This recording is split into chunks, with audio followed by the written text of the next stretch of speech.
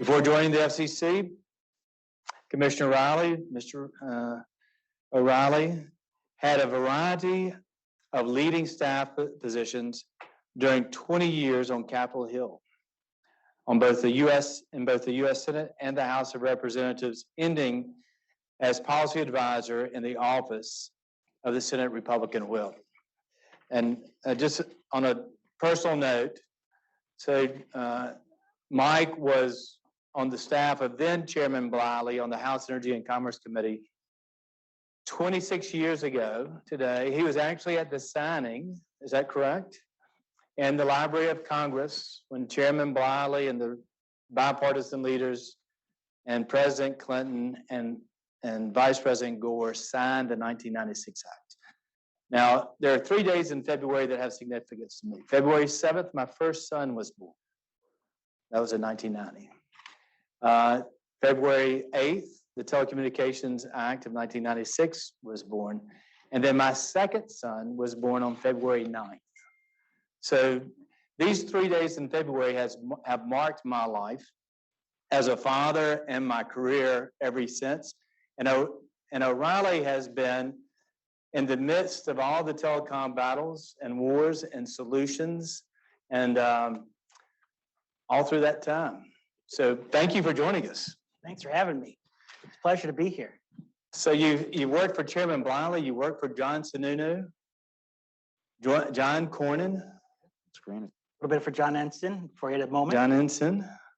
Then you went to the FCC. I used to always, Tom Wheeler? Oh, wait. I used to always say I went from being a staffer to a member and I lost all my power and influence. I don't know if that's how you felt. I said the same thing. I said, being a commissioner, I lost all my power in the old office. Yes. So how's life outside? You know, it's actually, it's a pretty good life. Yeah, it's COVID, so everyone's struggling through that. God bless to anyone who has moments or family issues, but otherwise, job-wise, it's a good life. I'm enjoying a little bit, provide some strategic advice. I do some writing, I do some commentary. So that part's good. And I'm on a board of a small company out of Richardson, Texas, a company called Mobilecom, does some wireless issues and wireless deployment. So it's and I don't miss some of the mundane issues of the commission. I should have said this in the outset.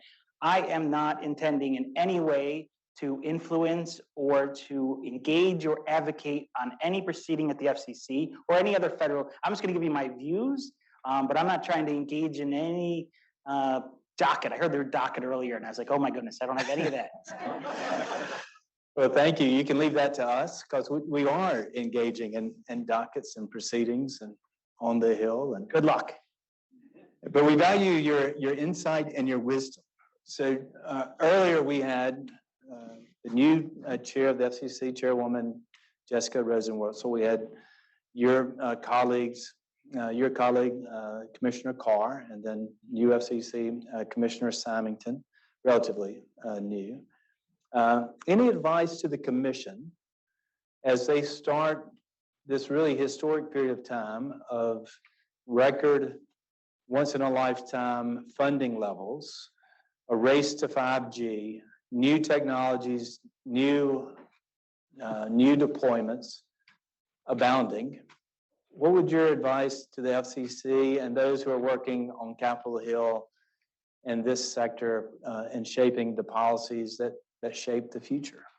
Well, look, none of those people need my advice. They're old pros at this issue by now. But if I were to talk to people on Capitol Hill, I used to give this speech when I go up to talk to the RPC or other things. And my advice is dig deep into the subject matter. It's really dense. And if you could be convinced by a one-pager, well, then you're in the wrong business. I mean, you should be, you're a policymaker. You need to get really deep in the weeds and know what's going on and be able to challenge someone from the other side. Be able to say, here's another argument. How do you approach this? And you have to set aside, I had to make deals with Tom Wheeler. I mean, and I disagree occasionally with Ajit Pai. You got to, honor your principles, put aside your, philosophical leanings occasionally and try and make the best decision you can for the American public. That's what I try to do every day. And then I walked away and don't miss that. Do you miss it a little bit, being in the room when the policy is actually being made, in the sense of I know I did. Just a sense of meaning and purpose of being in the room. Our roles are now different. And we have to find ways to influence outcomes on policy from the outside, build coalitions and consensus and meetings and the record. But do you miss being in the room as decisions are being made?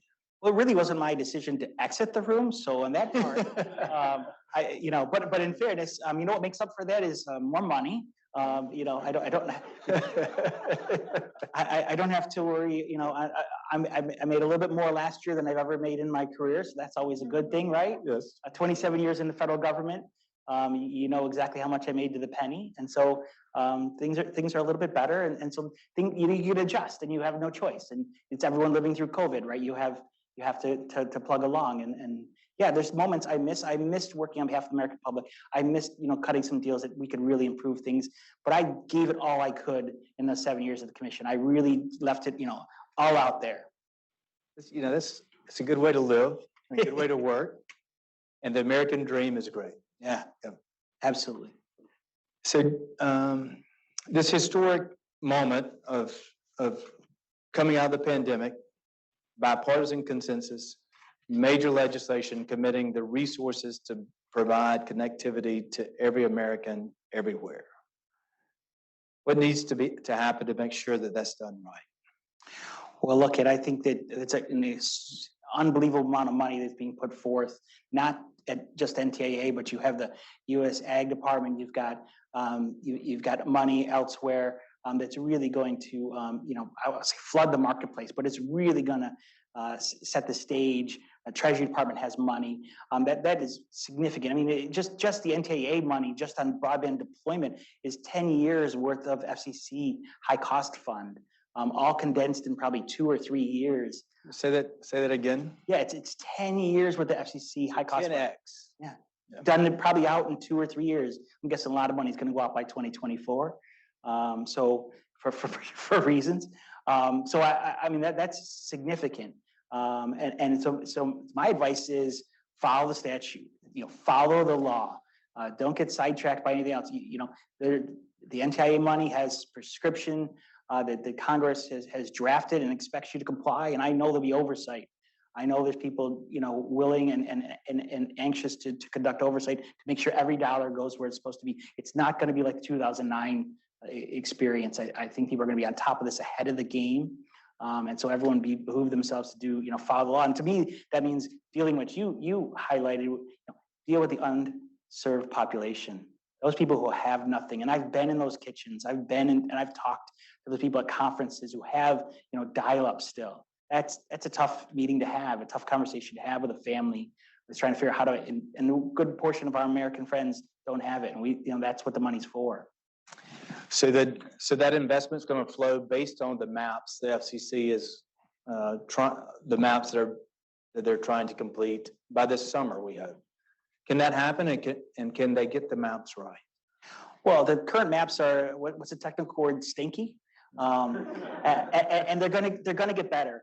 They're never going to get to 100%. Yeah. I mean, that is just, we have to accept reality. They're going to get much better, and there'll be the timeline. I think that this summer is possible. I wouldn't surprise me if it bounced a couple months because of challenges. There'll be, this is an incredible amount of money people are going to want to get right, and they are not going to want overbuilding. Rightfully so. I've challenged overbuilding, subsidized overbuilding many times in my eyes at the commission. So it's possible we could see it early this summer. If it slipped a couple months, it would not surprise me. If it slipped into the fall, to SEC weather, it wouldn't shock me. All right. So INCOMPAS is when we rebranded, renamed, repositioned. We really wanted to encompass all networks, all technologies, and advocate in all of the above in providing competition for America. And so we have fiber builders, we have 5G wireless builders, like Dish and C Spire. We have the leading tower fiber, like a Crown Castle. We have regional fiber, local fiber, fixed wireless. We have some of the leading small cell, whether it's Crown Castle or Zenfi. So really, if you could think of a deployment, our members are doing it. Amazon, a great company, great member of INCOMPAS, is preparing through something called Kuiper to deploy low Earth orbiting satellites. Do you think that has potential for a global broadband presence in meeting some of the unmet needs in the country? And just tell me what you think of those emerging networks on what we call LEO. Do you think that that is a viable option? Yeah, so I believe and always have part of my career believe in technology neutrality. You talk about all the different members of your association, and so I don't like to pick one or the other. But I've been a huge fan of the LEO industry. It's a new sector. They have really surprised me. We have one operational, and then we have Kuiper is really, because of the resources, because of the time and energy, and you can see my old ex partes how much work they put into the project. But then you have 8 or 10 other applicants, and we'll see if any of those can mature. There's probably room for 3 or so when you talk to experts. I'm really excited because it's not just about niche market. It's not just about the tough parts of Minnesota or Mississippi that can't be reached. It's about it's also about serving major metropolitan markets and be able to figure out being a new competitor in the market, in the right markets, in the right setting. And it's something we've talked about for 2 decades almost. Satellite broadband, right? Satellite service. I worked on some of the early projects, and a lot of them have fallen by the wayside. And now we can finally see that this is going to happen. It's really exciting for consumers and what it can bring everywhere. I've seen it operate, and I'm looking forward to what the Amazon investment is going to lead to. One thing that people don't maybe see is it's a global. Trying to think of not intergalactic but space deployment, and so. If I'm in Mississippi and I'm a farmer and I want to sell into India or into markets, or if I have a creative concept or app, it really creates a global marketplace, connecting the remote places in each country all around the world. Not to mention all the other types of applications that so many people can benefit from. So it has a tremendous value and potential. Is there anything that the FCC can do to promote that? And are there any proceedings at the FCC that we should watch or be aware? Well, okay, so when I was at the FCC, I wanted to, and looking at the LEO industry and the sector, I wanted to be, have a light touch approach and light touch structure. It's a relatively new sector.